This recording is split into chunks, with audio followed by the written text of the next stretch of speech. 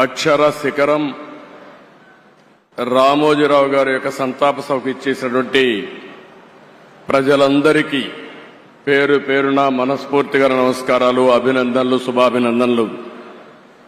గౌరవనీయులు కిరణ్ గారు, అదే సమయంలో వారి సతీమణి శైలజ గారు, అదే మాదిరిగా కుటుంబ సభ్యులైనటువంటి విజయ్ గారు, ఇంకొక పక్కన పిల్లలందరూ ఇక్కడే ఉన్నారు.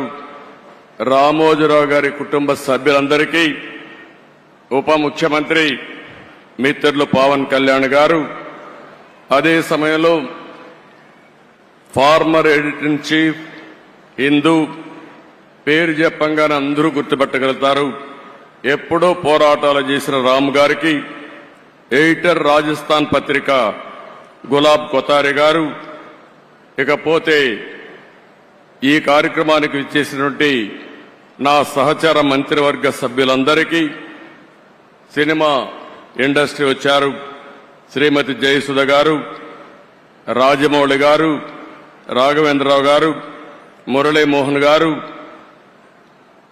అదే మరి మ్యూజిక్ డైరెక్టర్ అయినటువంటి కీరవాణి గారు, శ్యామ్ ప్రసాద్ రెడ్డి గారు, అశ్విని దత్ గారు, కేఎల్ నారాయణ గారు, సురేష్ గారు, గౌరవ శాసనసభ్యులు, ఇంకొక పక్కన ఈరోజు కృష్ణా ఎల్లా గారు ఇక్కడ ఉన్నారు.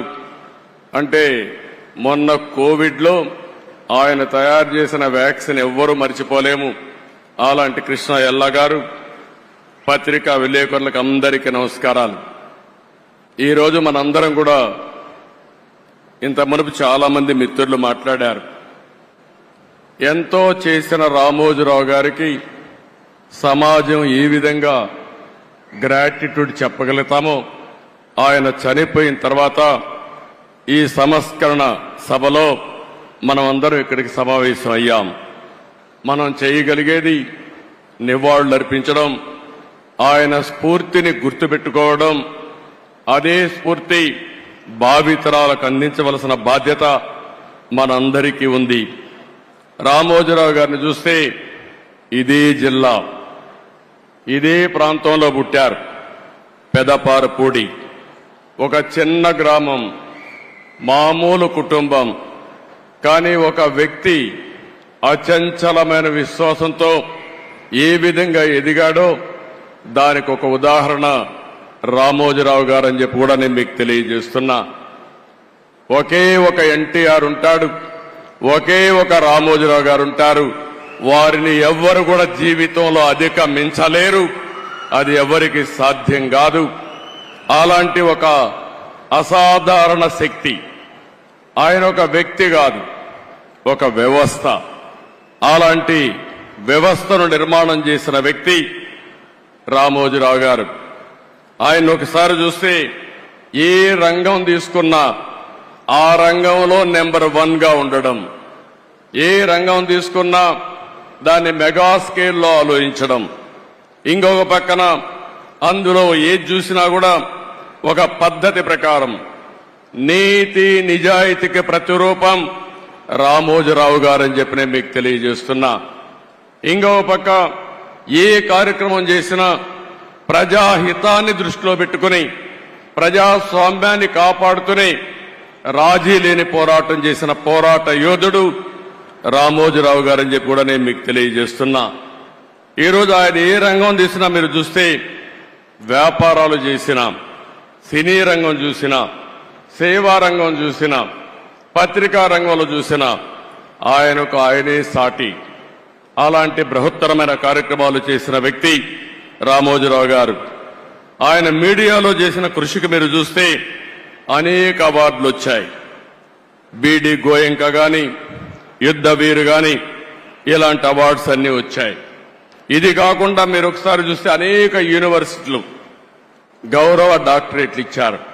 కడాన గవర్నమెంట్ ఆఫ్ ఇండియా అత్యంత ఉన్నత పురస్కారం పద్మ విభూషణ్ ఇచ్చి గౌరవించారు. ఈ గౌరవం మీరు మనందరం కూడా గుర్తుపెట్టుకోవాల్సింది. ఆయన చేసిన సేవలను గుర్తుపెట్టుకుని, సమాజానికి ఆయన చేసిన కాంట్రిబ్యూషన్ గుర్తుపెట్టుకుని ఈ అవార్డ్స్ వచ్చాయని చెప్పి కూడా నేను మీకు తెలియజేస్తున్నాను. ఇంకొక పక్క ఇప్పటికి మనం చూస్తే 1962లో మొట్టమొదటిసారిగా మార్గదర్శిని పెట్టాడు. అంటే 62 సంవత్సరాల కంటే ముందు పెట్టాడు. ఎన్నో రంగాల్లో అనేక సమస్యలు వస్తాయి.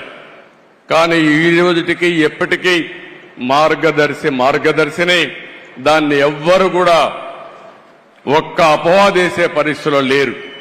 ఎన్నో ప్రభుత్వాలు ప్రయత్నం చేశాయి, దెబ్బతీయాలని ప్రయత్నం చేశాయి. అదే సమయంలో మీరు ఒకసారి ఆలోచిస్తే ఎవరైతే మార్గదర్శిలో షేర్ హోల్డర్స్ ఉంటారో, పెట్టుబడి పెడతారో వాళ్ళందరినీ ఏదో ఒక విధంగా బెదిరించాలని, నమ్మకాన్ని పోగొట్టాలని ప్రయత్నం చేశారు. కానీ ఎన్ని క్రైసిస్ వచ్చినా మొత్తం షేర్ హోల్డర్స్ అంతా పెట్టుబడి పెట్టిన ప్రతి ఒక్క వ్యక్తి రామోజీరావు గారితో ఉన్నారంటే అది ఆయన సాధించిన విశ్వాసం, ఆయన క్రెడిబిలిటీ. ఆ విషయాన్ని మనం గుర్తుపెట్టుకోవాల్సిన అవసరం ఉంది. రెండోది, ఆయన వ్యాపారం కోసం ఆలోచించలేదు, సమాజం కోసం ఆలోచించాడు. అందుకే 1969లో అన్నదాత పేపర్ తీసుకొచ్చాడు.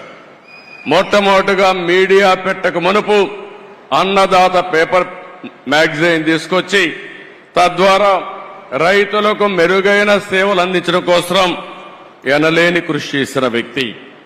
ఇకపోతే 1974 ఆగస్టు 10న ఈనాడు తీసుకొచ్చాడు.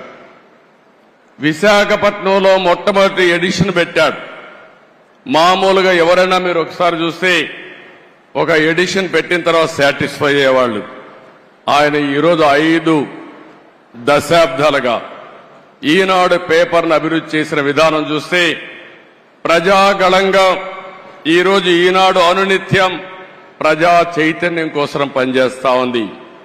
ఇంకో పక్క మీరు ఒక్కసారి ఆలోచిస్తే 22 ఎడిషన్స్ పెట్టి, జిల్లా ఎడిషన్స్ తీసుకొచ్చి వినూత్నమైన ఆలోచనలతో ప్రజా సమస్యల్ని ఎక్కడికక్కడ ఎండగట్టి మేము రాజకీయాల్లో అపోజిషన్లో ఉంటే ఫైట్ చేస్తాం, రామోజీరావు గారు పత్రికా రంగంలో ఉండి ప్రజా సమస్యలపైన నిరంతరం పోరాటం చేసిన వ్యక్తి రామోజీరావు గారు అని చెప్పి నేను మీకు తెలియజేస్తున్నా. 40 సంవత్సరాలుగా నెంబర్ 1గా ఆ పేపర్ ఉందంటే దానికి ఎంత కార్యదీక్షత ఉంది, ఎంత కృషి చేశారో మనందరం కూడా గుర్తుపెట్టుకోవాల్సిన అవసరం ఉంది. ఇంకో పక్కన ఈరోజు మనం చూస్తున్నాం, కొన్ని వందల మంది జర్నలిస్టులు తయారు చేశాడు, కొన్ని వందల మంది సినిమా నటీనటులను తయారు చేశాడు, కళాకారులకు ప్రోత్సాహం ఇచ్చాడు, గాయకులను తయారు చేశాడు. ఇలాంటి అనేక కార్యక్రమాలు చేసిన వ్యక్తి రామోజీరావు గారు. ఇంకో పక్కన మీరు చూస్తే వ్యాపారంలో మన ఇండ్ల దగ్గర తయారు చేసే పచ్చళ్ళని ఉత్పత్తి చేసి 150 దేశాలకు ఎగుమతి చేస్తున్నాడంటే ఆయన ఆలోచించే విధానం అని చెప్పి కూడా నేను మీకు తెలియజేస్తున్నా. ఇంకో పక్క ఎలక్ట్రానిక్ మీడియా వచ్చినప్పుడు ఒకేసారి 7 ఛానల్స్ పెట్టాడు. ఉర్దూ ఛానల్ కూడా పెట్టారు. ఎవరైనా పెడితే ఒక ఛానల్ పెడతారు, కానీ ఏది ఆలోచించినా ఒక మెగా స్కేల్లో ఆలోచించి దాన్ని జయప్రదం చేసే వ్యక్తి రామోజీరావు గారు.